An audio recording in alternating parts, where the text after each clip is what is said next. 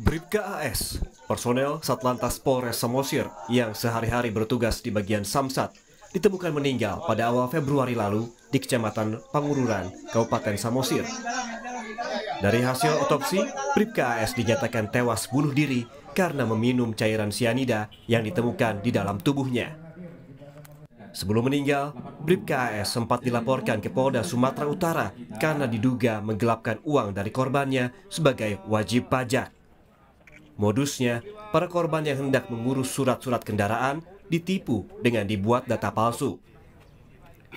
Kejahatan ini sudah berlangsung selama 5 tahun dan diduga Bribka AS bersama komplotannya meraup keuntungan dari para korban senilai 2,5 miliar rupiah karena tidak disetorkan ke Dinas Pendapatan Daerah. Terbongkarnya kasus ini bermula setelah para korban curiga dan mendapat tagihan pajak yang tinggi, padahal sebelumnya telah dibayarkan kepada Bribka AS. Komplotan ini menipu sekitar 300 wajib pajak dengan 180 orang telah membuat laporan. 4 orang terduga pelaku telah diperiksa, namun statusnya belum ditingkatkan sebagai tersangka. Melakukan penggelapan uang wajib pajak dan pemalsuan notis pajak (SKPD) di Samsat Pangururan adalah dengan cara menerima berkas dan uang pajak BBN 1 dari wajib pajak untuk pendaftaran kendaraan baru dari wajib pajak, kemudian mendaftarkan ke loket 1, ke loket 2 untuk dilakukan verifikasi pajak, dan menggunakan drap pajak dari hasil verifikasi yang belum dibayarkan ke loket 3 untuk mencatat STNK di loket 5, dan selanjutnya meminta kerja notis pajak yang kosong dari saudara ET yang mengisi data palsu. Kapolres Samosir menjelaskan bahwa dari telepon seluler Bribka AS didapati ada komunikasi dengan seorang terduga pelaku berinisial AC mengenai cara menipu wajib pajak.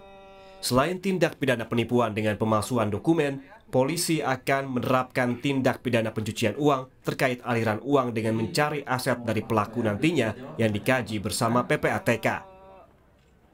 Banyak korban-korban yang lain yang belum terdata, yang saya perkirakan bisa mencapai 300 atau 400 wajib pajak, baik dari masyarakat, anggota Polri, wartawan jurnalis, maupun rekan-rekan kami di Koramil yang sudah klarifikasi dengan kami. Tentu kami akan menerapkan pasal tindak pidana pencucian uang, yaitu tindak pidana memiskinkan para pelaku kejahatan ini, karena ini merupakan kejahatan ekonomi yang meresahkan masyarakat yang ada di Kabupaten Samosir.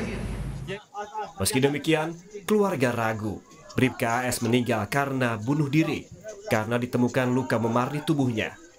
Menurut kuasa hukum keluarga Bribka AS, almarhum justru bercerita kepada istrinya bahwa dirinya akan membongkar praktik penggelapan pajak di Samsat Samosir. Selain itu, istri Bribka AS juga mengaku mendapatkan intimidasi dari Kapolres Samosir dalam kasus kematian suaminya. Pada tanggal 23 Januari, Kapolres ini ada kemungkinan dugaannya adalah jangan-jangan almarhum ini dikorbankan untuk menjadi tumbal dalam kasus penggelapan pajak di Samsat Pangururan khususnya. Artinya supaya rantai ini terputus.